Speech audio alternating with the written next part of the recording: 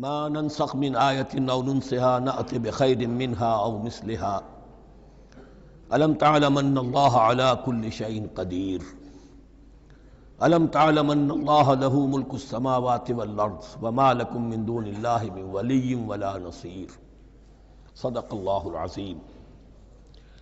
ان آیات مبارکہ کا ترجمہ اگرچہ ہم کر چکے ہیں، لیکن اس کا جو اصل مفہوم ہے اور اس کا پس منظر ہے اس کو سمجھنا ضروری ہے۔ آپ کو معلوم ہے کہ اللہ کا دین آدم سے لے کر این دم تک ایک ہی ہے۔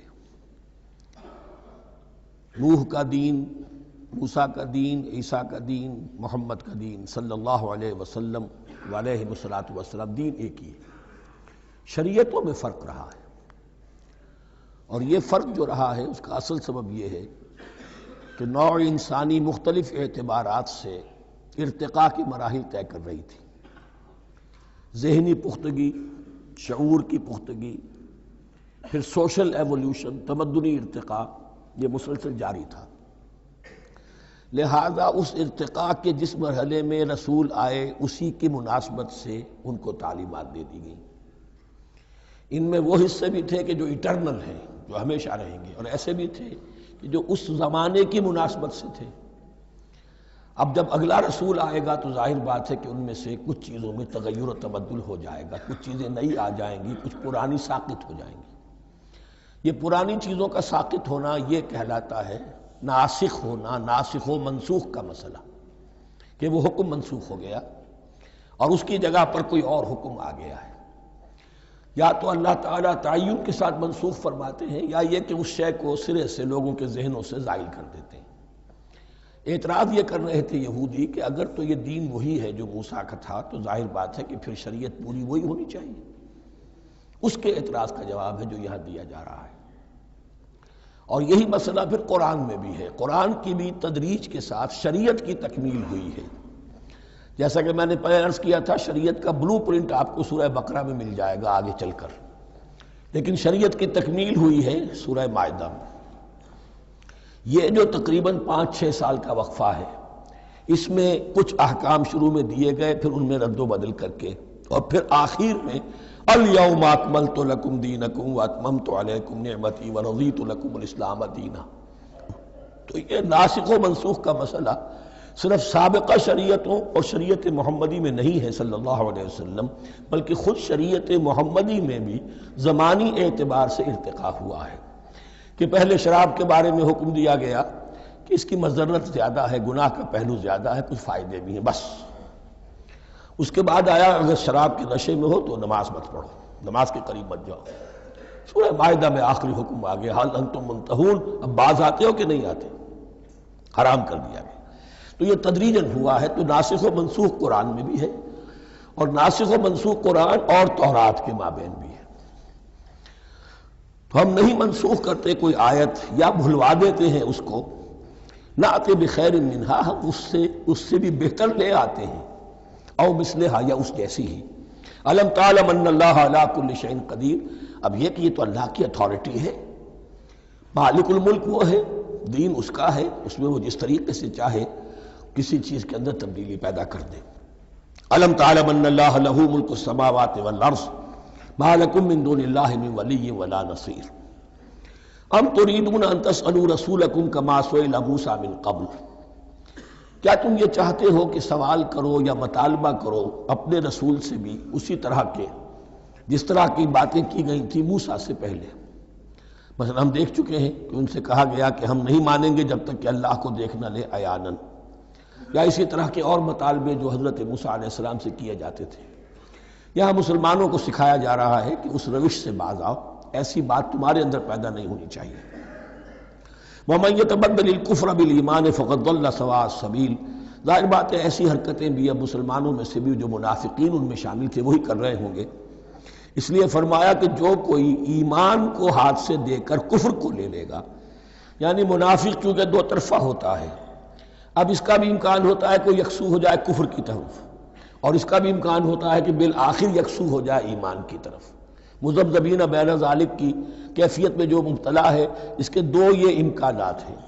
تو جو کفر کی طرف جا کر مستقل طور پر راغب ہو گیا اس کا ذکر ہے، ومن یتبدل الکفر بالایمان فقد ضل سواء السبیل، تو وہ تو سیدھی راہ سے بھٹک گیا۔ ود کثیر من اہل الکتاب لو یردونکم من بعد ایمانکم کفارا، اہل کتاب میں سے بہت سے لوگ ہیں جو چاہتے ہیں کہ کسی طرح لوٹا کر لے جائیں تمہیں تمہارے ایمان کے بعد، پھر کفار بنا دیں۔ یہ ایسے ہی ہے کہ جیسے کسی بلی کی دم کٹ جائے تو وہ یہ چاہے گی کہ ساری بلیوں کی دمیں کٹ جائیں تاکہ وہ کوئی علیحدہ سے نمایاں نہ رہے۔ تو وہ چاہتے تھے کہ یہ چیزیں جو ہیں ان کو واپس لے آیا جائے، اہل ایمان کو بھی کفر میں لے آیا جائے، حسدا من عند انفسہم، اور یہ ان کا طرز عمل ان کے حسد کی وجہ سے کہ کیوں یہ نعمت جو ہے ان کو دے دی گئی۔ من بعد ما تبین لہم الحق، اس کے بعد کہ ان پر حق بالکل واضح ہو چکا ہے، وہ جان چکے ہیں، پہچان چکے ہیں، کسی مغالطے میں نہیں ہے، غلط فہمی میں نہیں ہے۔ فاعفوا واصفحوا، یہ بہت اہم ہے مقام۔ تو اے مسلمانوں تم معاف کرتے رہو اور صرف نظر سے کام لو۔ اس کا اصل مطلب کیا ہے؟ ابھی تو چونکہ مدنی دور کا آغاز ہو رہا ہے، ابھی کشمکش کے اور کشاکش کے اور مقابلے کے اور تصادم کے بڑے سخت مراحل آ رہے ہیں۔ چونکہ تمہارا سب سے پہلا جو محاذ ہے وہ تو کفار مکہ کے خلاف ہے، سب سے بڑھ کر وہی آئیں گے، تم پر حملے کریں گے، جنگیں ہوں گی، تو فوری طور پر یہ جو آستین کے سانپ ہیں ان کو ابھی چھیڑو مت، جب تک یہ پڑے رہیں ڈورمنٹ، انہیں پڑا رہنے دو۔ ایک وقت آئے گا، یہاں یوں سمجھیے کہ یہ حکم دیا رہا ہے فی الحال انہیں چھیڑو مت، ان کے طرز عمل کے بارے میں زیادہ توجہ نہ دو، فاعفو، معاف کرتے رہو، درگزر کرتے رہو۔ اور وصفحو کہتے ہیں، صفح کہتے ہیں ایک طرف کا، یہ صفح ہے، یہ ورق ہے، صرف نظر کر لینا، دیکھا اندیکھا کر لینا، نظر انداز کر دینا، حتی یاتی اللہ بامرہ، یہاں تک کہ اللہ اپنا فیصلہ لے آئے۔ ایک وقت آئے گا کہ پھر مسلمانوں کو غلبہ آخری حاصل ہو جائے گا، اور جب جو یہ باہر کے دشمن ہیں ان سے تم نبٹ لو گے، پھر یہ کہ ان اندرونی دشمنوں کے خلاف بھی تمہیں اب آزادی دی جائے گی کہ ان کو بھی ان کے کیفر کردار تک پہنچا دو۔ ان اللہ علی کل شیء قدیر، یقیناً اللہ ہر چیز پر قادر ہے۔ واقیموا الصلاۃ وآتوا الزکاۃ، نماز قائم رکھو، زکوٰۃ دیتے رہو۔ وما تقدموا لانفسکم من خیر تجدوہ عند اللہ، اور جو کچھ بھی تم خیر میں سے، بھلائی میں سے اپنے لیے آگے بھیجو گے، کوئی مال خرچ کر رہے ہو تو خرچ کہاں ہو گیا؟ وہ تو اللہ کے ہاں ڈپازٹ ہو گیا، جمع ہو گیا، تو ڈیوائن بینک کے اندر۔ وما تقدموا لانفسکم من خیر تجدوہ عند اللہ، اسے اللہ کے پاس پاؤ گے۔ ان اللہ بما تعملون بصیر، یقیناً جو کچھ تم کر رہے ہو اللہ اسے دیکھ رہا ہے۔ وقالوا لن يدخل الجنة الا من كان هودا او نصارى، اب دیکھیے جب یہ نئی امت اب تشکیل پا رہی ہے تو یہودی اور نصرانی جو ایک دوسرے کے دشمن تھے مسلمانوں کے مقابلے میں جمع ہو گئے، انہوں نے کہنا یہ شروع کیا، وقالوا لن يدخل الجنة، ہرگز نہیں داخل ہوگا جنت میں، الا من كان هودا او نصارى، سوائے اس کے جو یا تو یہودی ہو یا نصرانی ہو۔ جیسے ہمارے ہاں بھی ہوتا ہے، اہل حدیث کے مقابلے میں دیوبندی بریلوی جمع ہو جائیں گے، چاہے وہ آپس میں ایک دوسرے کے ساتھ جو بھی ان کا بیر ہے وہ اپنی جگہ ہے۔ اسی طریقے سے اہل تشیع کے مقابلے میں شاید اور جو ہے اہل سنت کے لوگ جمع ہو جائیں۔ تو ایک کامن اینمی جب آ جاتا ہے تو پھر یہ ہے کہ وہ لوگ جن کے اپنے اندر بڑی کنٹرڈکشنز ہیں وہ پھر ایک متحدہ محاذ بناتے ہیں۔ وقالوا لن يدخل الجنة الا من كان هودا او نصارى تلك امانيهم، یہ لفظ دوبارہ آ گیا، یہ ان کی خواہشات ہیں، من گھڑت خیالات ہیں، ان کی وشفل تھنکنگ ہے۔ قل هاتوا برهانكم ان كنتم صادقين، کہو ان سے لاؤ کوئی دلیل اگر تم سچے ہو، دلیل کتاب سے لاؤ، کہیں تورات میں لکھا ہے یہ، کہیں یہ انجیل میں لکھا ہے، جو تورات اور جو انجیل تمہارے پاس ہے اسی میں سے دکھا دو کہ یہ لکھا ہوا ہو، کہیں لکھا ہوا نہیں۔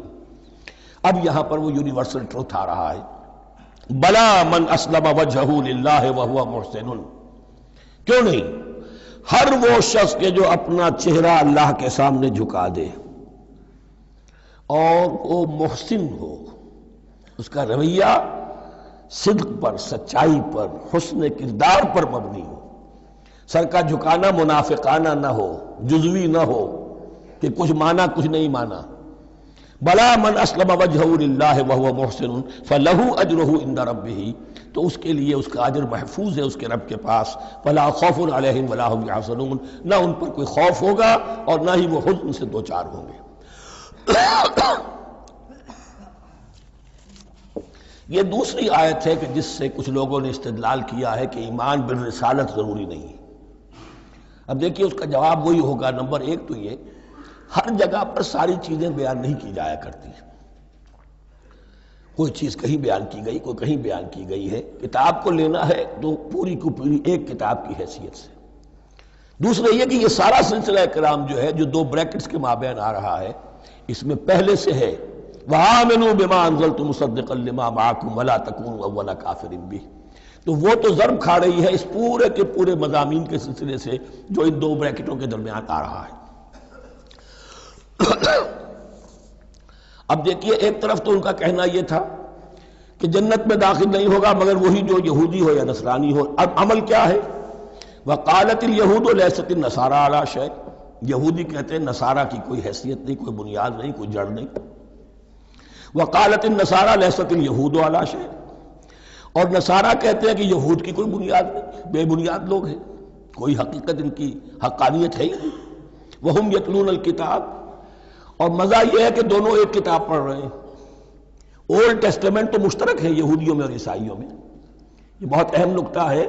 اور جدید عیسائیت میں جو ایک بہت بڑی طاقت ابھر رہی ہے امریکہ میں، وہ ہے کہ جو یہ عیسائیت کو جیوڈائز کر رہی ہے. کیونکہ رومن کیتھولک مذہب جو تھا اس نے تو چونکہ گویا کہ سارا رشتہ توڑ لیا تھا بائبل سے، سارا اختیار پوپ کے ہاتھ میں آ گیا تھا. لیکن پروٹیسٹنٹس نے پھر بائبل کو قبول کیا. اب اس کی منطقی انتہا یہ کہ اولڈ ٹیسٹمنٹ کے اوپر بھی اب ان کی توجہ ہو رہی ہے کہ آخر یہ بھی تو ہم مانتے ہیں کہ ہماری کتاب ہے، اور اس میں جو کچھ لکھا ہے اس کو نظر انداز کیسے کر سکتے ہیں. تو حال ہی میں ہم نے جو ایک سیمینار کیا تھا امریکہ میں، جس میں ایک یہودی عالم بھی آئے تھے، ایک عیسائی بھی آئے تھے، اور مسلمانوں کی طرف سے بھی ہمارے ایک ساتھی بلال کوشل نے بات کی تھی. تو وہاں ایک یہودی عالم نے کہا کہ اس وقت اسرائیل کو سب سے بڑی سپورٹ جو مل رہی ہے وہ ان عیسائیوں سے مل رہی ہے امریکہ میں سے، کہ جو اس وقت ایونجلسٹ کہلاتے ہیں وہاں پر، اور جو ایک بڑا فرقہ بن کر ابھر رہے ہیں. بہرحال یہ ان کا طرز عمل ہے. وَهُمْ يَتْلُونَ الْكِتَابَ، اور وہ دونوں کے دونوں کتاب کے پڑھنے والے ہیں. كَذَلِكَ قَالَ الَّذِينَ لَا يَعْلَمُونَ مِثْلَ قَوْلِهِمْ، اسی طرح کہا تھا ان لوگوں نے کہ جو کچھ بھی نہیں جانتے انہی کی سی بات کہی تھی، یعنی یہ اشارہ ہے مشرکین مکہ کی طرف. فَاللَّهُ يَحْكُمُ بَيْنَهُمْ يَوْمَ الْقِيَامَةِ فِيمَا كَانُوا فِيهِ يَخْتَلِفُونَ، تو اللہ تعالیٰ فیصلہ کر دے گا ان کے مابین قیامت کے دن ان تمام باتوں کا جن میں کہ یہ اختلاف کر رہے تھے. وَمَنْ أَظْلَمُ مِمَّنْ مَنَعَ مَسَاجِدَ اللَّهِ أَنْ يُذْكَرَ فِيهَا اسْمُهُ وَسَعَىٰ فِي خَرَابِهَا. اب دیکھیے یہاں جو بقیہ یہ آیات آ رہی ہیں، تو اگرچہ خطاب تو ہے وہ بریکٹس کے مابین، خطاب بنی اسرائیل، لیکن اب یہاں کچھ ریفرنسز اہل مکہ کی طرف شروع ہو گئے ہیں، اور اس کے بعد سے حضرت ابراہیم کا تذکرہ آئے گا، پھر تحویل قبلہ کا ذکر آئے گا. تحویل قبلہ میں ظاہر بات ہے کہ وہ قبلہ جو ہے وہ مشرکین مکہ کے قبضے میں تھا اس وقت. اس حوالے سے ریلیونٹ کچھ مضامین جو ہیں اس کی تمہید باندھی جا رہی ہے. یہ ساری تمہید ہے جو آگے آنے والا مضمون ہے تحویل قبلہ، جو علامت تھی اس بات کی کہ اب وہ سابقہ امت مسلمہ معزول کر دی گئی اور نئی امت محمد صلی اللہ علیہ وسلم اس مقام پر نصب کر دی گئی، انسٹال کر دی گئی. اس کے حوالے سے جو مسئلے اٹھیں گے اسی لیے قال الذین لا یعلمون مثل قولہم، میں نے عرض کیا کہ یہ مشرکین مکہ کی طرف اشارہ ہے. وَمَنْ أَظْلَمُ مِمَّنْ مَنَعَ مَسَاجِدَ اللَّهِ يُذْكَرَ فِيهَا اسْمُهُ، اس سے بڑھ کر ظالم کون ہوگا جو اللہ تعالیٰ کی مسجدوں سے لوگوں کو روکے کہ وہ اس میں اس کا نام لے سکے. چونکہ مشرکین مکہ نے مسلمانوں کو محروم کر دیا تھا حرم سے، اب وہاں جانے کی ان کو اجازت نہیں تھی. سن 6 میں حضور گئے بھی ہیں، تب بھی یہ کہ صلح حدیبیہ ہو گئی، واپس آنا پڑا، عمرہ کرنے کی اجازت نہیں ملی. سن 7 میں پھر ہوا ہے. تو یہ 7 برس بہت شاہ گزرے ہیں محمد الرسول اللہ صلی اللہ علیہ وسلم اور اہل ایمان پر. اب یہاں ذکر ہو رہا ہے ان کا، قریش کا۔ وَمَنْ أَظْلَمُ مِمَّنْ مَنَعَ مَسَاجِدَ اللَّهِ أَنْ يُذْكَرَ فِيهَا اسْمُهُ وَسَعَىٰ فِي خَرَابِهَا، اور وہ اس کی تخریب میں لگے ہوئے ہیں۔ یہ خراب تخریب سے اسی سے بنا ہے۔ یہ تخریب دو طرح کی ہوتی ہے، ایک ظاہری تخریب ہوتی ہے کسی مسجد کو گرا دینا، اور ایک ظاہری نہیں باطنی معنوی ہوتی ہے۔ وہ جو تخریب ہے وہ یہ ہے کہ توحید کی بجائے اسے شرک کا اڈا بنا دیا ہے۔ وہ تو دنیا کے بتکدوں میں پہلا وہ گھر خدا کا، ہم اس کے پاسباں ہیں، وہ پاسباں ہمارا، 360 بت رکھ دیے گئے اس گھر میں لا کر، جو ابراہیم نے تعبیر کیا تھا توحید خالص کے لیے۔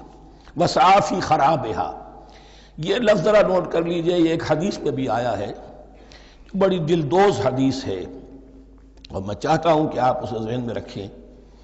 حضور نے فرمایا یوشک ان یاتی علی الناس زمان، اندیشہ ہے کہ لوگوں پر یعنی میری امت پر ایک زمانہ ایسا بھی آ جائے گا،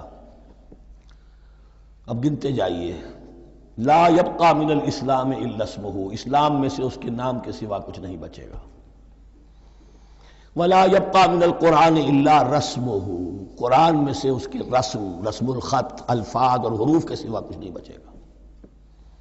اسی کی اللہ تعالیٰ نے ضمانت دی ہے، یہ محفوظ رہے گا رسم عثمانی۔ مساجدہم عامرۃ، ان کی مسجدیں آباد تو بہت ہوں گی، وہی خراب من الہدی، ہدایت سے خالی ہو جائیں گے۔ یہ خراب کے لفظ سے، ہی خراب من الہدی، وعلماؤہم شر الناس تحت ادیم السماء، اور ان کے علماء آسمان کی چھت کے نیچے کی بدترین انسان ہیں۔ من عندہم تخرج الفتنۃ وفیہم تعود، فتنہ انہی کے اندر سے برآمد ہوگا اور انہی میں گھس جائے گا، یعنی ان کا کام فتنہ انگیزی، مخالفت، جنگ و جدال، بھڑکانا، اپنے اپنے فرقے کے لوگوں کے جذبات کو بھڑکاتے رہنا اور مسلمانوں کے اندر اختلافات کو ہوا دینا، یہی ان کا کام رہ جائے گا۔ آج جن کو ہم علماء کہتے ہیں ان کی عظیم اکثریت اس کیفیت سے دوچار ہو چکی ہے۔ جب مذہب اور دین پیشہ بن جائے تو کوئی خیر اس میں باقی نہیں رہتا۔ یہ دین اور مذہب پیشہ نہیں تھا، اسلام میں کوئی پیشوائیت نہیں، اسلام میں کوئی پاپائیت نہیں، اسلام میں کوئی برہمنزم نہیں، اسلام تو ایک کھلا، ہر شخص کتاب اللہ پڑھے، ہر شخص عربی سیکھے، ہر شخص کو امامت کے قابل ہونا چاہیے، ہر شخص اپنی بچی کا نکاح خود پڑھائے، ہر شخص اپنے والد کا جنازہ خود پڑھے۔ یہ جو ہم نے پیشہ بنا دیا ہے اور پھر انہیں پیسے دیتے، ظاہر بات ہے کہ پھر اس پیشے کے اندر تو پیشے میں عیب نہیں، رکھیے نہ فرہاد کو نام، پھر تو پیشہ میں تو جو کچھ پیشہ ورانہ چشمکیں ہوتی ہیں اور جو خباثتیں ہوتی ہیں وہ آتی ہیں۔ لیکن ساتھ ہی یہ بات واضح رہے کہ علماء حق سے دنیا خالی نہیں ہوگی، علماء حق بھی ہیں، لیکن کسی کے ماتھے پر لکھا ہوا نہیں ہوتا کہ یہ علماء حقانی میں سے اور یہ علماء سو میں سے ہے۔ باقی یہ صحیح بات ہے کہ اکثریت ادھر جا چکی ہے، ورنہ امت کا بیڑا غرق نہ ہوتا، سیدھی بات۔ یہ بیڑا غرق ہوا ہے تو آخر کوئی سبب ہے۔ اولئک ما کان لہم ان یدخلوها الا خائفین، ایسے لوگوں کو تو سوائے اس کے ان کا کوئی مقام نہیں ہے کہ انہیں داخل ہونے کی بھی اجازت نہیں ہونی چاہیے اس میں، یعنی اللہ کی مسجدوں میں، مگر خوف زدہ ہو کر، ڈر کر۔ لہم فی الدنیا خزی، ان کے لیے دنیا میں بھی رسوائی اور ذلت ہے، لہم فی الآخرۃ عذاب عظیم، اور آخرت میں ان کے لیے عذاب عظیم ہے۔ وللہ المشرق والمغرب، اب دیکھیے تمہید ہو رہی ہے تحویل قبلہ کے لیے۔ اب ظاہر بات ہے کہ بڑی حساس جو ہے وہ ایک کیفیت تھی یہ تو یروشلم کے ساتھ جن کو دلچسپی تھی اور ان کے دلوں میں اس کی عقیدت تھی، مکہ مکرمہ اور بیت اللہ کے ساتھ جن کو دلچسپی تھی اور ان کے دلوں میں اس کی عقیدت تھی، تو اس حوالے سے یہ قبلہ بدلنا، اور 2 دفعہ بدلا ہے قبلہ۔ پہلے آ کے مدینے میں حضور نے یروشلم کی طرف 16 مہینے نماز پڑھی اور پھر تحویل قبلہ ہوا، تو اب اس میں کئی امتحان ہو گئے، وہ آگے آ جائے گا، لیکن اس کی تمہید باندھی جا رہی ہے۔ للہ المشرق والمغرب، مشرق اور مغرب سب اللہ کے ہیں، یعنی اگر ہم رخ کرتے ہیں مغرب کی طرف تو اس کے معنی یہ نہیں ہے کہ اللہ مغرب میں ہے، معاذ اللہ، اللہ تو جہت سے، مقام سے ماورا، وراء الورا۔ یہ تو یہ ہے کہ ایک یکسانیت پیدا کرنے کے لیے، اجتماعی رنگ دینے کے لیے ایک چیز کو قبلہ بنا دیا، علامت ہے۔ غالب نے ٹھیک کہا ہے، قبلے کو اہل نظر قبلہ نما کہتے ہیں۔ قبلہ جو ہے وہ مسجود تو نہیں ہے پرے سرحد ادراک سے اپنا مسجود، قبلے کو اہل نظر قبلہ نما کہتے ہیں۔ للہ المشرق والمغرب فینما تولوا فثم وجہ اللہ، جدھر بھی تم رخ کرو گے وہ اللہ ہی کا رخ ہے۔ ان اللہ واسع علیم، یقیناً اللہ بہت وسعت والا ہے، بہت وسعت والا ہے، وہ کسی سمت میں محدود نہیں ہے، اور علیم ہے، ہر شے کا جاننے والا ہے۔ دیکھیے یہاں یہ آیت کہہ کے اور چھوڑ دیا مسئلہ، اگلے مسئلے پر آ گئے۔ آگے آپ کو پتہ چلے گا کہ یہ در حقیقت ایک تمہید باندھی جا رہی ہے تحویل قبلہ کے لیے۔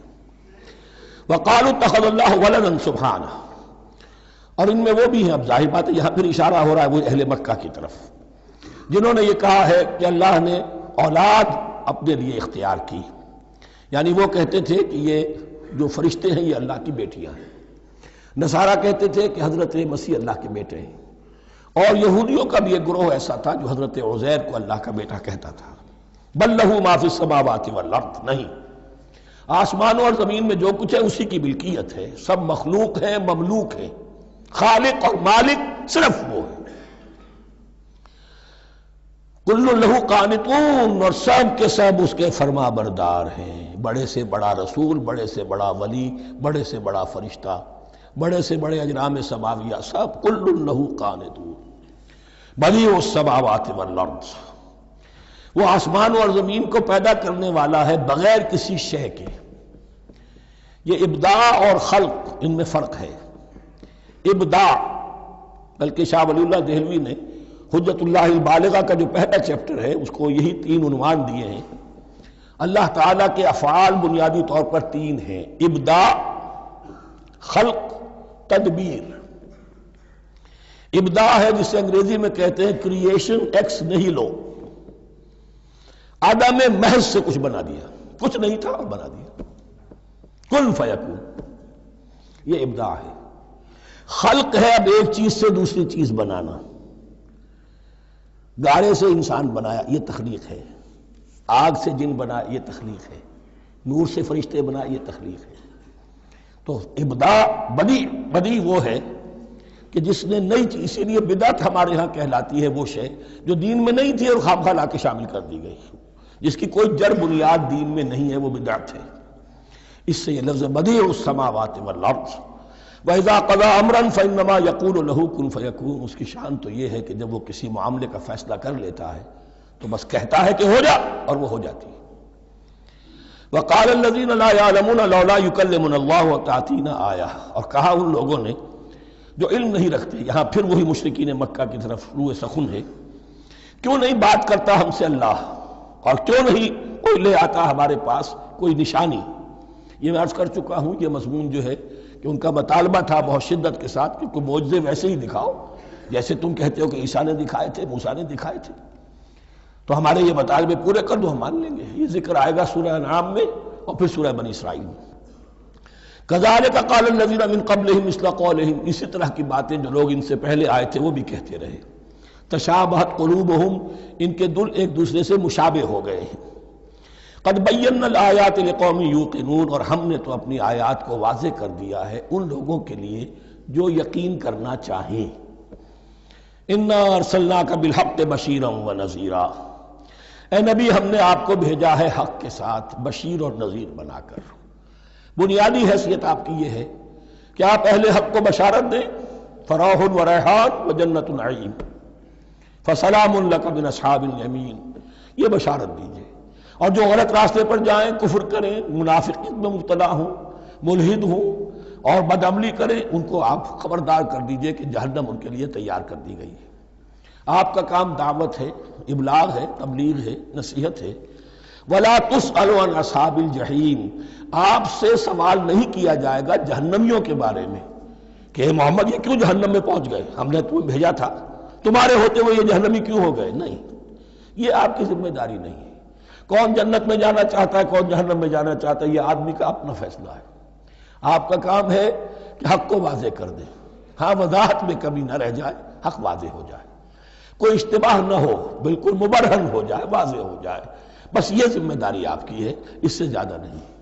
یہ مسئولیت جو ہوتی ہے، انسان اگر اپنی اصل مسئولیت سے زیادہ ذمہ داری اپنے سر پر ڈال لے تو اس سے بھی بہت بڑی بڑی گمراہیاں پیدا ہوتی ہیں، اور اس کا جو ایک تذکرہ ہو رہا ہے بڑی گمراہی تو معاذ اللہ وہ تو ہمارے حوالے سے ہوتی ہے۔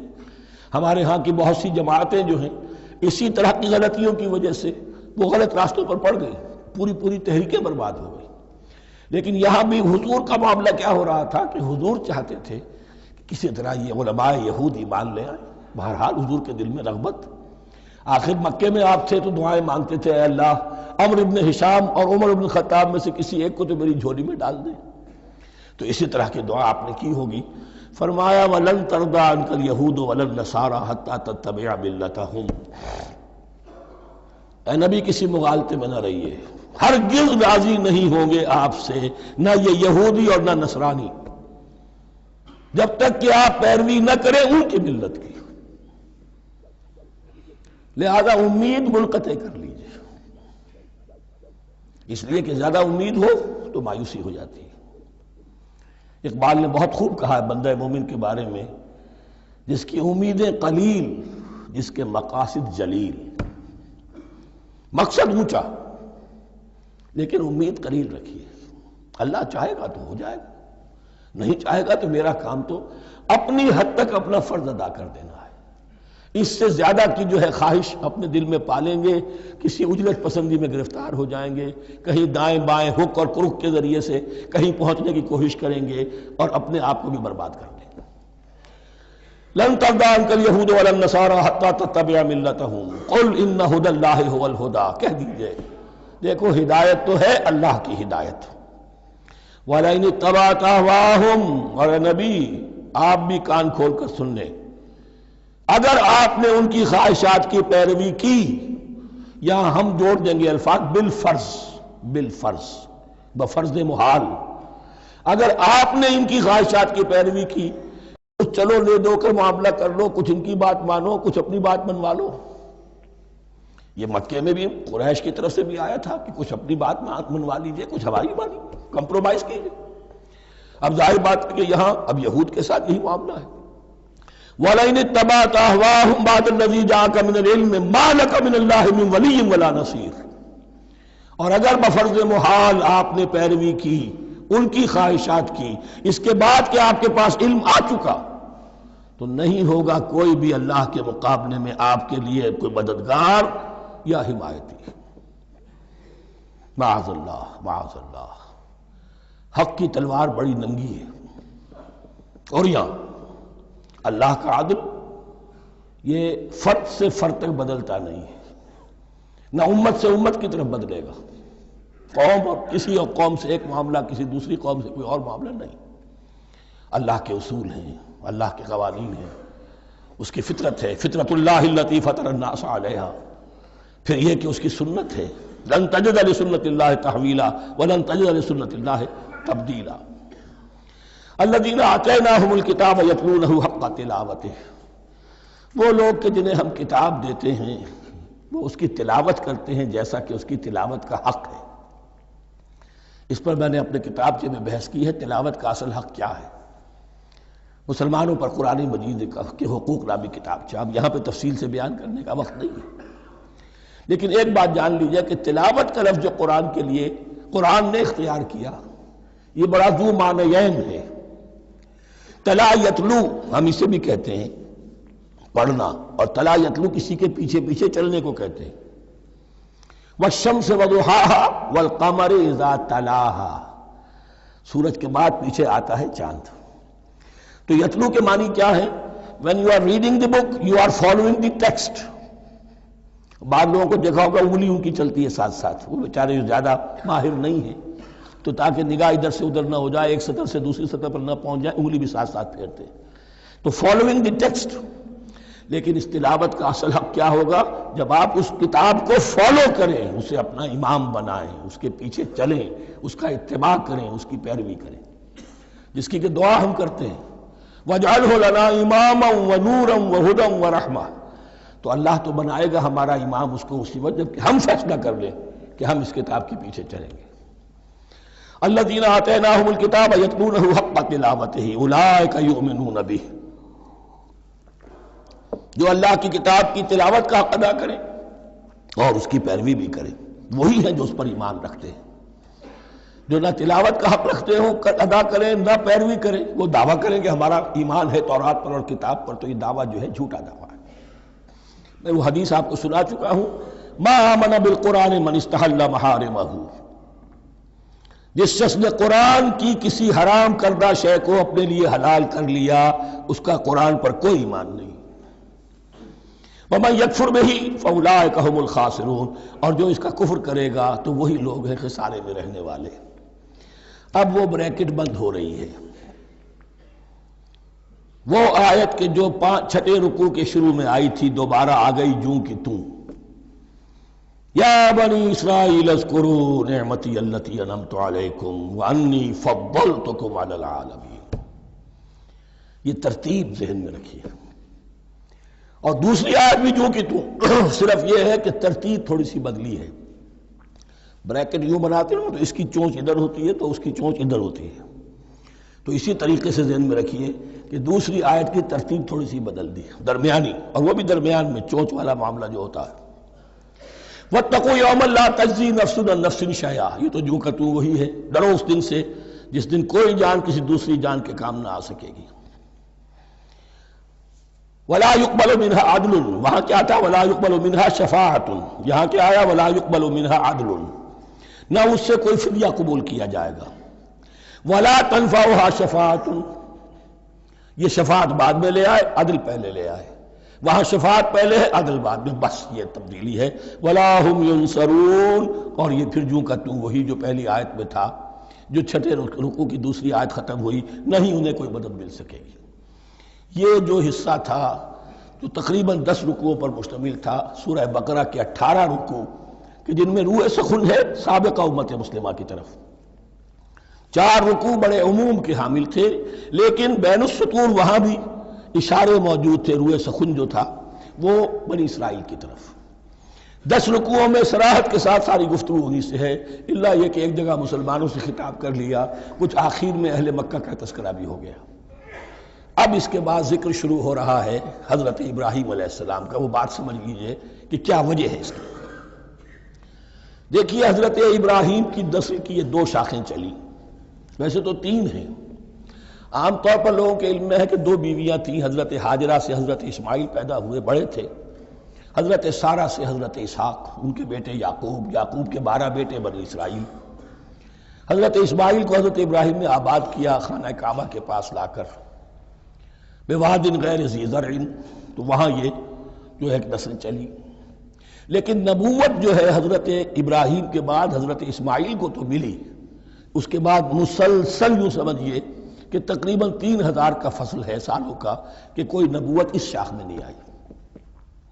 نبوت کا سلسلہ چلا دوسری شاخ میں، حضرت یعقوب، حضرت اسحاق، حضرت یعقوب، حضرت یوسف، چلتے جائیے، اور پھر حضرت موسیٰ اور عیسیٰ سے شروع ہو کر حضرت موسیٰ اور ہارون سے شروع ہو کر حضرت عیسیٰ اور یحییٰ تک 1400 برس مسلسل۔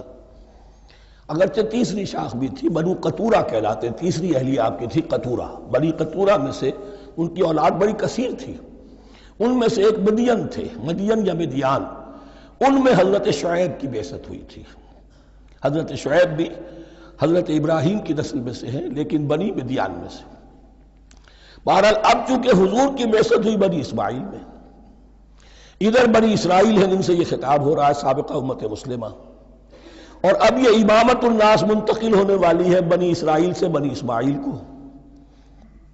تو اب اگر اس انتقال کے وقت نقل، اگر وہ جو کامن فیکٹر ہے اس کا تذکرہ کیا جائے تو بات آسان ہو جائے گی۔ ابراہیم ہی تو جد امجد ہے نا تمہارے، تم یعقوب کی اولاد ہو ٹھیک ہے، لیکن یعقوب کس کے بیٹے تھے؟ اسحاق کس کے بیٹے تھے؟ ابراہیم کے۔ تو یہ دوسری نسل بھی تو ابراہیم ہی کی ہے۔ اس حوالے سے ان کے لیے سہل بنایا جا رہا ہے کہ بات کو سمجھو، یہ صرف یہ ہے کہ 2 پیڑھی اوپر جا کر مل گئے اور لانا خیر سنا، اور حضرت ابراہیم نے خانہ کعبہ کی تعمیر کی اور اسے اب مرکز بنانا ہے اہل توحید کا، لہذا یہ ساری گفتگو اب شروع ہو رہی ہے۔ 4 رکوع اب وہ ہیں 15 سے شروع ہو کر 18 تک جن کا اصل مضمون ہے تحویل قبلہ۔ وَإِذِ ابْتَلَىٰ إِبْرَاهِيمَ رَبُّهُ بِكَلِمَاتٍ فَأَتَمَّهُنَّ، اور ذرا یاد کرو جب ابراہیم کو آزمایا اس کے رب نے بہت سی باتوں میں۔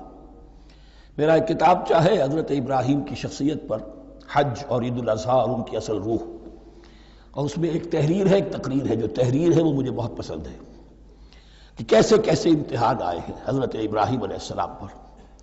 فَأَتَمَّهُنَّ، اب یہ ایک جملے میں ایک پوری داستان ہے۔ اس نے ان سب کو پورا کیا، سب میں پاس ہو گیا، ہر امتحان سے کامیابی کے ساتھ with flying colors ہر امتحان سے نکلے۔ قال انی جاعلک للناس اماما، تب ہم نے کہا اے ابراہیم اب میں تمہیں نوع انسانی کا امام بنانے والا ہوں۔ قال ومن ذریتی، انہوں نے کہا اور میری نسل کے بارے میں بھی یہ وعدہ ہے کہ نہیں؟ قال لا ینال عہد الظالمین، فرمایا میرا یہ عہد ظالموں سے متعلق نہیں ہوگا۔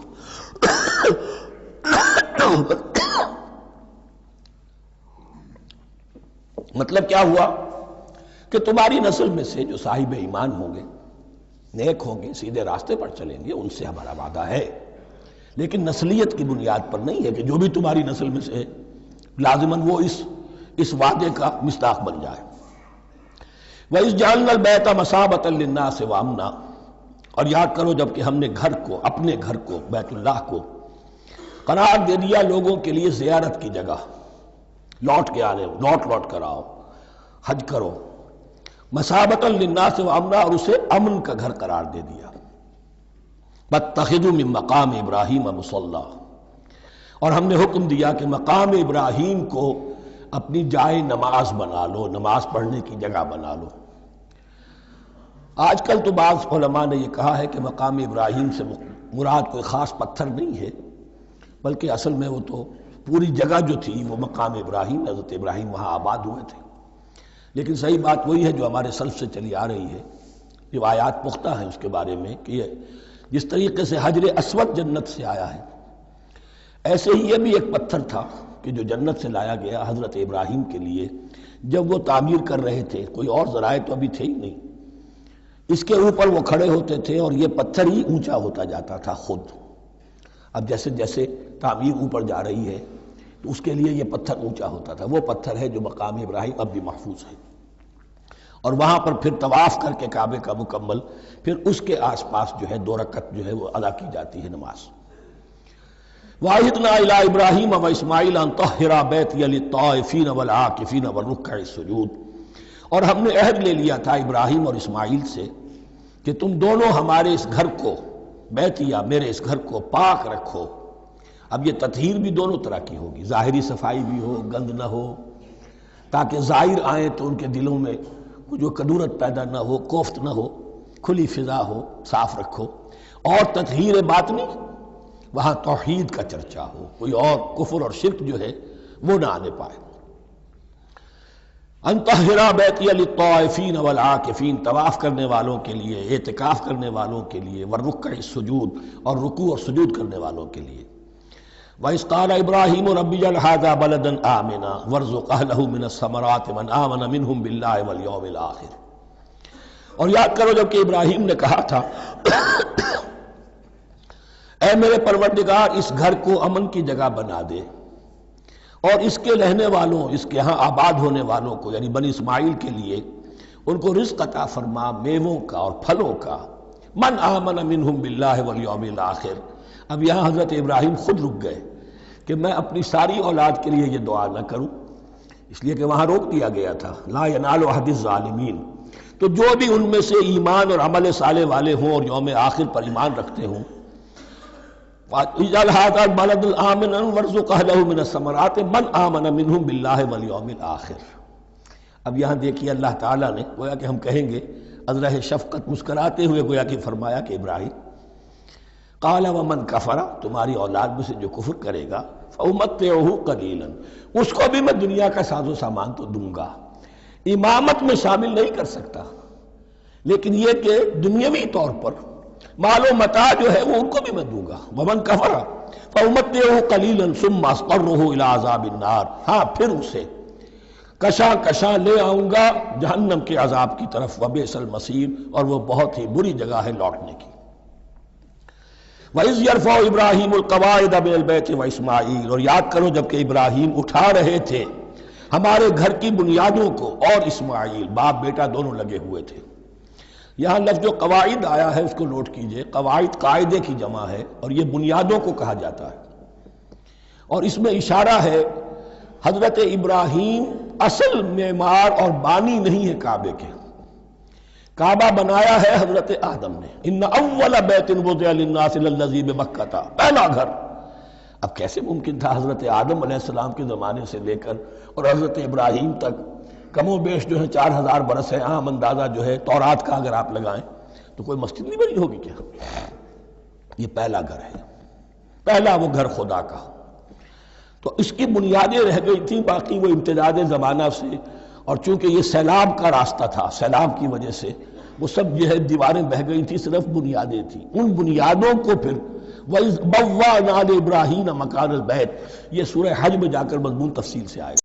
اب میں آئے گا کہتا ہوں، آ چکا ہے حقیقت کے اعتبار سے، اس لیے کہ یہ ساری مکی صورتیں ہیں جو نازل ہو چکی ہیں سورہ بقرہ سے بہت پہلے۔ تو جب وہ ان بنیادوں کو اٹھا رہے تھے تو دعائیں مانگ رہے تھے، ربنا تقبل منا انک انت السمیع العلیم، اے رب ہماری اس کوشش کو، ہماری اس مشقت کو، محنت کو قبول فرما۔ باہر گھر بنا رہے ہیں، پتھر اٹھا اٹھا کر لا رہے ہیں، حضرت اسماعیل کی عمر اس وقت لگ بھگ 13 برس ہے، ہاتھ بٹا رہے ہیں۔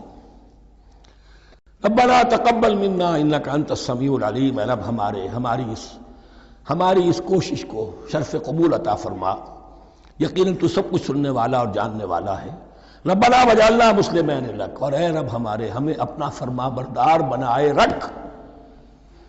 نوٹ کیجئے ابراہیم کہہ رہے ہیں، تو میں اور آپ اگر مطمئن ہو جائیں کہ میری موت لازماً حق پر ہوگی تو بہت بڑا دھوکہ ہے۔ ڈرتے رہنا چاہیے، اللہ کی پناہ طلب کرتے رہنا چاہیے۔ ربنا وجعلنا مسلمین لک، اے اللہ ہم دونوں کو اپنا فرما بردار بنائے رکھ، ومن ذریتنا امۃ مسلمۃ لک، اور ہم دونوں کی نسل میں سے اٹھائیو برپا کی جو ایک امت جو تیری فرما بردار امت ہو۔ وارنا مناسکنا، اور اے پروردگار تیرا گھر تو ہم نے یہ بنا دیا، اب اس کے جو رسومات ہیں وہ ہمیں سکھا، جو مناسک حج ہیں، ارنا مناسک، اب کیسے حج کریں، کیا آداب ہوں گے، طواف کیسے ہوگا، کیا کریں گے۔ وتب علینا، اور ہم پر اپنی شفقت کی نظر فرما، انک انت التواب الرحیم، یقیناً تو ہی ہے بہت ہی زیادہ توبہ کا قبول فرمانے والا اور شفقت کے ساتھ رجوع کرنے والا اور رحم فرمانے والا۔ ربنا وابعث فیہم رسولا منہم،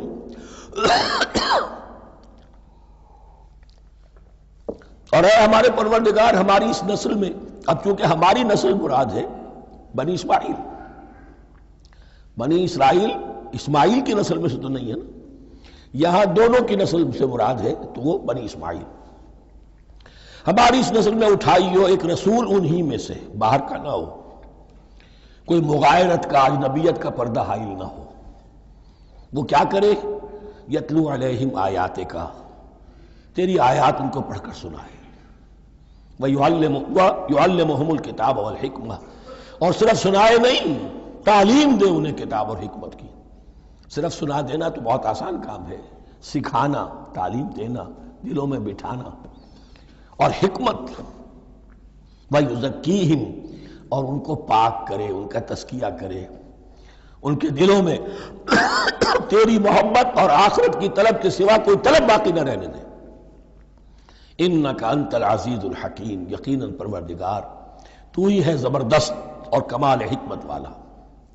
وَمَن يَرْغَبُ عَن مِّلَّةِ إِبْرَاهِيمَ إِلَّا مَن سَفِهَ نَفْسَهُ، اور ایسا شخص کون سا ہوگا جو ابراہیم کے طریقے سے منہ موڑے۔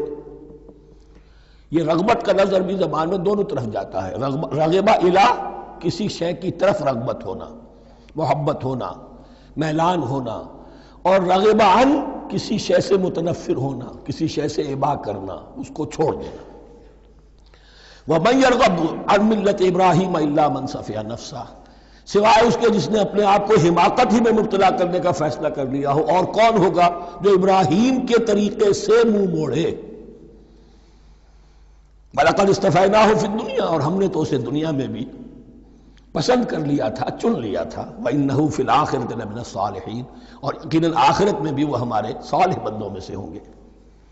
اذ قال له ربه اسلم قال اسلمت لرب العالمین، جب جب کہا اس سے اس کے پروردگار نے کہ مانو میرا حکم، اس نے کہا پروردگار قبول ہے تیرا حکم، یہاں تک کہ ذبح کرو بیٹے کو، حاضر.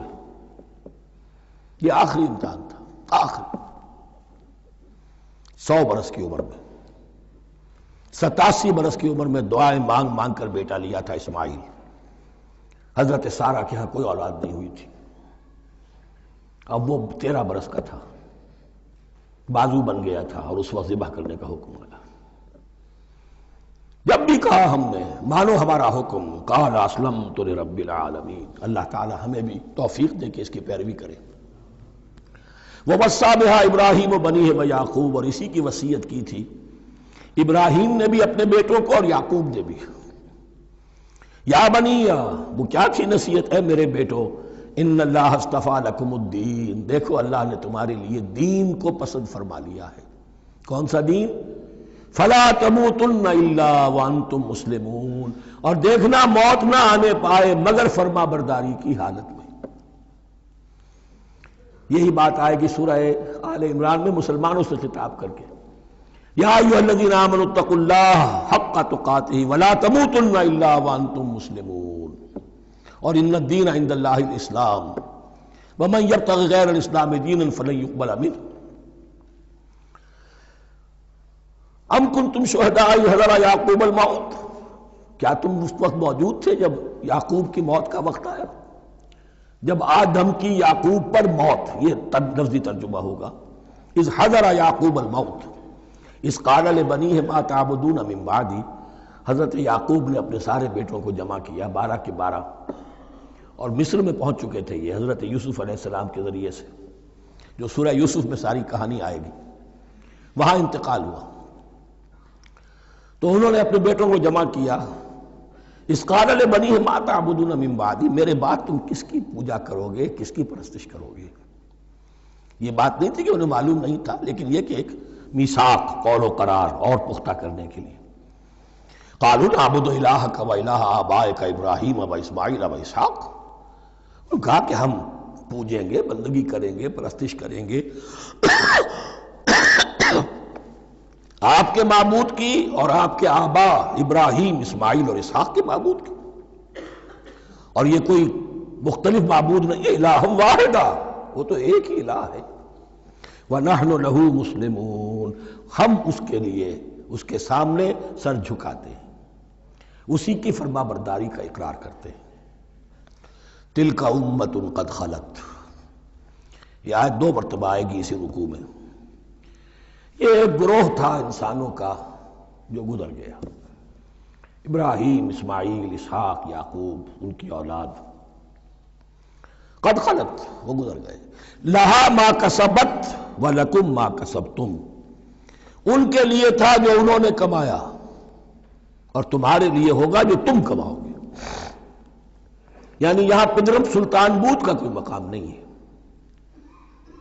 ہر شخص کے لیے اپنا عمل، اپنا ایمان، اپنی کمائی. وَلَا تُسْأَلُونَ عَمَّا كَانُوا يَعْمَلُونَ، تم سے یہ نہیں پوچھا جائے گا کہ وہ کیا کرتے تھے، تم سے پوچھا جائے گا تم کیا کر کے لائے ہو.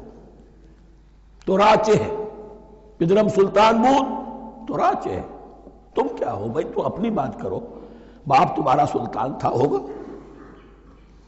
وَقَالُوا كُونُوا هُودًا أَوْ نَصَارَىٰ تَهْتَدُوا، لیکن اس پس منظر میں اب ان کی خباثت کو نمایاں کیا جا رہا ہے کہ یہ تو تھی وصیت ابراہیم کی اور یعقوب کی، اور اس وقت کے یہود و نصارہ کا کیا رویہ ہے؟ قَالُوا كُونُوا هُودًا أَوْ نَصَارَىٰ تَهْتَدُوا، وہی متحدہ محاذ حضور کے خلاف.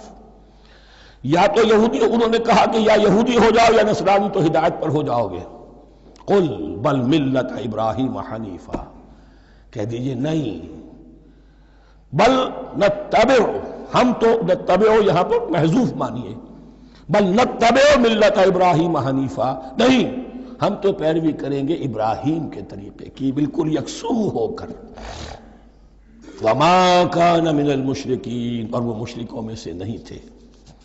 قولوا آمنا باللہ، اب یہاں مسلمانوں کو حکم دیا جا رہا ہے. دیکھو تم ان کے جو کچھ وہ کہتے ہیں اس کے جواب میں تم یہ کہو، قولوا کہو آمنا باللہ، ہم ایمان رکھتے ہیں اللہ پر، وما انزل الینا، اور جو کچھ نازل کیا گیا ہماری جانب، وما انزل الی ابراہیم و اسماعیل و اسحاق و یعقوب، اور جو کچھ نازل کیا گیا ابراہیم اور اسماعیل اور اسحاق اور یعقوب کی طرف، والاسباط، اور ان کی اولاد کی طرف، وما اوتی موسیٰ و عیسیٰ، اور جو کچھ دیا گیا موسیٰ کو اور عیسیٰ کو، وما اوتی النبیون من ربہم، اور جو کچھ دیا گیا تمام نبیوں کو ان کے رب کی طرف سے. لا نفرق بین احد منہم، ہم ان میں سے کسی کے مابین تفریق نہیں کرتے، ہم سب کو مانتے ہیں. دیکھیے ایک ہے تفضیل، کسی کو ایک کو زیادہ افضل سمجھنا دوسرے سے، یہ اور بات ہے. وہ تو سورہ آل عمران میں آئے گا تلک الرسل فضلنا بعضهم علی بعض. تفریق یہ کہ ایک کو مانے ایک کو نہ مانے. ان رسولوں میں سے ایک کا انکار سب کا انکار ہے. لا نفرق بین احد منہم ونحن له مسلمون، اور ہم نے تو اسی کی فرما برداری کا قلادہ اپنی گردن میں ڈال دیا ہے. فَإِنْ آمَنُوا بِمِثْلِ مَا آمَنْتُمْ، پھر اے مسلمانوں اگر یہ بھی ایمان لائیں یہود اور نصارہ بالکل اسی طرح جیسے تم ایمان لائے ہو، نو کمپرومائز، ٹھیک ٹھیک وہی دین اختیار کریں، وہی راستہ جو کہ محمد کے ذریعے سے تمہیں دیا گیا صلی اللہ علیہ وسلم. فَإِنْ آمَنُوا بِمِثْلِ مَا آمَنْتُمْ بِهِ فَقَدْ اهْتَدَوْا، تب وہ ہدایت پر ہوں گے. وَإِنْ تَوَلَّوْا، اور اگر وہ پیٹھ موڑ لیں، فَإِنَّمَا هُمْ فِي شِقَاقٍ، تو اس کے معنی یہ ہیں کہ وہ زدم زدہ میں اور دشمنی کے اندر وہ مبتلا ہو چکے ہیں.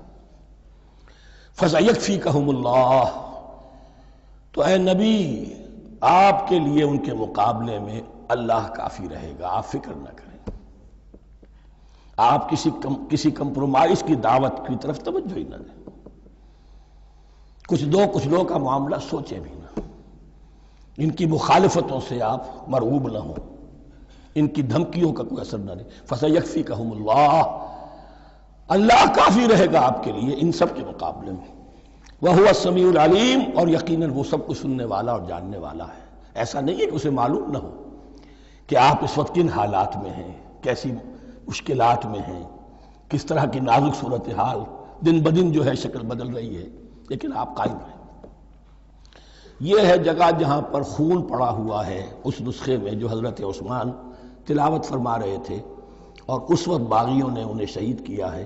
ان کی زوجہ محترمہ نائلہ، انہوں نے بچانا چاہا ہے تو ان کی انگلیاں کٹ گئیں، اور خون جو ہے وہ فَسَيَكْفِيكَهُمُ اللَّهُ، ان الفاظ پر وہ خون پڑا ہے، وہ دبا اب بھی موجود ہے. وَهُوَ السَّمِيعُ الْعَلِيمُ، اور وہ سب کچھ سننے والا اور جاننے والا ہے. صبغۃ اللہ، کیا معنی یہاں پر بھی ایک آپ کو محذوف ماننا ہوگا. اخترنا صبغۃ اللہ، ہم نے تو اختیار کر لیا ہے اللہ کے رنگ کو. وَمَنْ أَحْسَنُ مِنَ اللَّهِ صِبْغَةً وَنَحْنُ لَهُ عَابِدُونَ، اور اللہ سے بہتر رنگ کس کا ہوگا، اور ہم تو بس اسی کی بندگی، اسی کی پرستش کرنے والے ہیں. قُلْ أَتُحَاجُّونَنَا فِي اللَّهِ وَهُوَ رَبُّنَا وَرَبُّكُمْ، اے نبی ان سے کہیے کہ کیا تم ہم سے محاجہ کر رہے ہو، حجت بازی کر رہے ہو، جھگڑ رہے ہو، دلیل بازی کر رہے ہو اللہ کے بارے میں؟ وَهُوَ رَبُّنَا وَرَبُّكُمْ، وہ تو ہمارا رب بھی ہے تمہارا رب بھی ہے. رب تو ایک ہے، رب بھی ایک، اس کا دین بھی ایک. ہاں شریعتوں میں فرق ہوا ہے. قُلْ أَتُحَاجُّونَنَا فِي اللَّهِ وَهُوَ رَبُّنَا وَرَبُّكُمْ وَلَنَا أَعْمَالُنَا وَلَكُمْ أَعْمَالُكُمْ، رب تو ہمارا بھی وہ تمہارا بھی وہ، البتہ ہمارے لیے ہوں گے ہمارے عمل، تمہارے لیے ہوں گے تمہارے عمل. وَنَحْنُ لَهُ مُخْلِصُونَ، اور ہم تو اس کے لیے اپنے آپ کو خالص کر لینے والے ہیں. یہ ذرا 3 الفاظ یہاں پہ نوٹ کر لیجئے، یہ میرے اور آپ کے لیے لمحہ فکریہ ہیں. نحن لہو مسلمون، 136ویں آیت اس پر ختم ہوئی. ہم اس کے سامنے سر تسلیم خم کرتے ہیں، ان میں سے تو ہم بھی شامل ہیں. نحن لہو عابدون، آیت نمبر 138. ہم اس کی بندگی کرنے والے ہیں، اسی کی بندگی کرنے والے ہیں. تو صرف اسلام نہیں، عبادت اور ٹوٹل عبادت، ٹوٹل بندگی، پوری زندگی میں اس کے ہر حکم کی پیروی اور اطاعت۔ اس سے آگے بات آئی وَنَحْنُ لَهُ مُخْلِصُونَ، یہ عبادت اخلاص کے ساتھ نہیں ہے تو منافقت ہے۔ اس عبادت سے کوئی دنیا کی منفعت پیش نظر نہ ہو، سوداگری نہیں، یہ عبادت خدا کی ہے۔ دنیا بنانا، دنیا کمانا، دین کو ذریعہ بنانا، اس سے بڑا، اس سے بڑی اور اس سے گری ہوئی کوئی حرکت نہیں۔ اخلاص، حضور نے فرمایا من صلی یرائی فقط اشرکا ومن صام یرائی فقط اشرکا ومن تصدق یرائی فقط اشرکا، جس نے نماز پڑھی دکھاوے کے لیے اس نے شرک کیا، جس نے روزہ رکھا دکھاوے کے لیے اس نے شرک کیا، اور جس نے صدقہ خیرات دیا دکھاوے کے لیے اس نے شرک کیا۔ وَنَحْنُ لَهُ مُخْلِصُونَ، نَحْنُ لَهُ مُسْلِمُونَ، نَحْنُ لَهُ عَابِدُونَ، نَحْنُ لَهُ مُخْلِصُونَ۔ اللهم ربنا اجعلنا منهم، اللهم ربنا اجعلنا منهم۔ ام تقولون ان ابراہیم واسماعیل واسحاق ویعقوب والاسباط كانوا هودا او نصارا، کیا تمہارا کہنا یہ ہے کہ ابراہیم اور اسماعیل اور اسحاق اور یعقوب اور ان کی اولاد یہودی تھے یا نصرانی تھے؟ تم جو کہتے ہو کہ یا یہودی ہو جاؤ یا نصرانی تب ہدایت پاؤ گے، تو ابراہیم یہودی تھے یا نصرانی؟ اور اسحاق اور یعقوب اور یوسف اور موسیٰ اور عیسیٰ یہ کون تھے؟ یہی بات آج مسلمانوں کو سوچنی چاہیے۔ محمد الرسول اللہ اور ان کے اصحاب دیوبندی تھے یا بریلوی تھے یا اہل حدیث تھے یا شیعہ تھے یا سنی تھے؟ ان تقسیموں سے اوپر ہونے کی ضرورت ہے۔ اللہ کے ساتھ اخلاص کا تقاضا یہ ہے، ٹھیک ہے ایک فقہی مسلک کے اعتبار سے ایک شخص کسی مسلک کی پیروی کر رہا ہے، لیکن اپنے آپ کو اس سے آئیڈینٹیفائی کرانا اور اس مسلک کو مقدم رکھنا دین پر، اور اس مسلک ہی کے لیے محنت اور مشقت اور بھاگ دوڑ تبلیغ ہو رہی ہے اسی کی، یہ چیز بالکل اس اصل حقیقت کے خلاف ہے کہ جو اللہ کے دین نے ہمیں سکھائی۔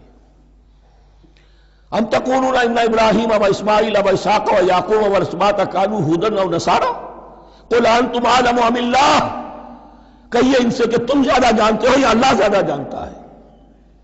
ومن اظلم ممن كتم شہادۃ عنده من اللہ، کان کھول کر سن لو، اس سے بڑھ کر ظالم کون ہوگا جس نے اللہ کی ایک گواہی جو اس کے پاس تھی اسے چھپا لیا۔ تمہارے پاس گواہیاں ہیں، علماء یہود جانتے تھے یہ اللہ کے رسول ہیں جن کے ہم منتظر تھے، اس گواہی کو چھپائے بیٹھے۔ ومن اظلم ممن كتم شہادۃ عنده من اللہ وما اللہ بغافل عما تعملون، اور اللہ ہرگز غافل نہیں ہے کہ اس سے جو تم کر رہے ہو۔ تلک امۃ قد خلت، یہ گروہ مقدس جماعت تھی یہ جس کے یہ گلے سرسبت تھے، یہ گزر گئے۔ لہا ما کسبت ولکم ما کسبتم، جو کمائی انہوں نے کی، جو عمل انہوں نے کمائے وہ ان کے لیے، تمہارے لیے نہیں۔ تمہارے لیے وہ ہوگا جو تم کماؤ گے۔ ولا تسألون عما كانوا يعملون، اور تم سے ان کے عمل کے بارے میں نہیں پوچھا جائے گا کہ انہوں نے کیا کیا، تم سے سوال یہ ہوگا کہ تم نے کیا کیا۔ بارک اللہ لی ولکم فی القرآن العظیم ونفعنی وإیاکم بالآیات والذکر الحکیم۔